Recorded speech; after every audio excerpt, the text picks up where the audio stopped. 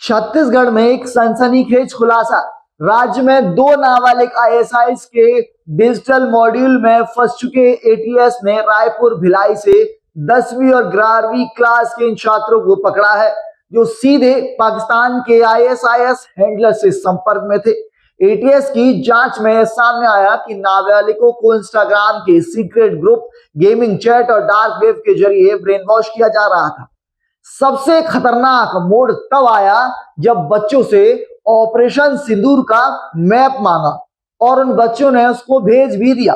रायपुर और भिलाई, 2 शहर, 2 स्कूली बच्चे और एक खतरनाक नेटवर्क एटीएस ने इसे पकड़ा। तब पता चला कि दोनों नाबालिग लगातार आईएसआईएस के डिजिटल संपर्क में थे। उम्र महज 17 और 15। हैंडलर्स पाकिस्तान से, प्लेटफॉर्म इंस्टाग्राम, गेमिंग चैट और डार्क वेब।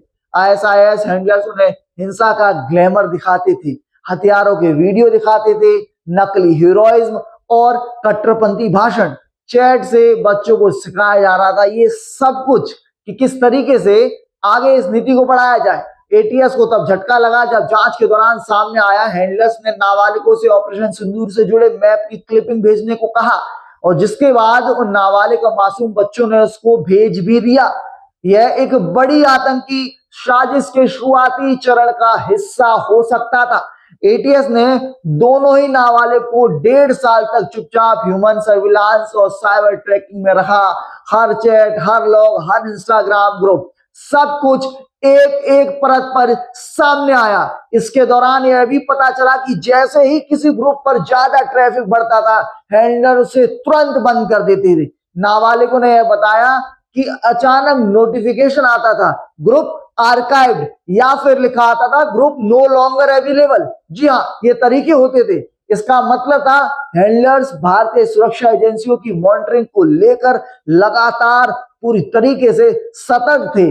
इनमें से एक नाबालिग का पिता जो है वो सीआरपीएफ जवान है, तो दूसरे बच्चे का जो पिता है वो ऑटो चालक है। हैंडलर्स का निशाना वही बच्चे होते थे जिनके पास पहुंचना बेहद आसान हो जाता था, जिनकी ऑनलाइन निगरानी कम हो। पूरी जांच तब शुरू हुई जब एटीएस को एक आपत्तिजनक सोशल मीडिया कंटेंट की शिकायत मिली। जी, जब साइबर टीम ने उस अकाउंट को खंगाला तो एक ऐसा ही सीक्रेट इंस्टाग्राम ग्रुप भी उनको मिला जो आईएसआईएस के फर्जी नाम से चलाया जा रहा था। फिर मिली भारत में सक्रियता के संकेत और पूरा नेटवर्क एटीएस के रडार पर आ गया। एटीएस ने यूएपीए 1967 के तहत एफआईआर दर्ज की। दोनों नाबालिग एटीएस की कस्टडी में है। भिलाई के 4 और नाबालिग से पूछताछ लगातार जारी है। ये केस दिखता है कि अब आतंकवाद डिजिटल क्लासरूम के जरिए बच्चों तक पहुंच रहा है और भारत की एजेंसियां इस नए खतरे को रोकने के लिए लगातार सक्रिय हैं।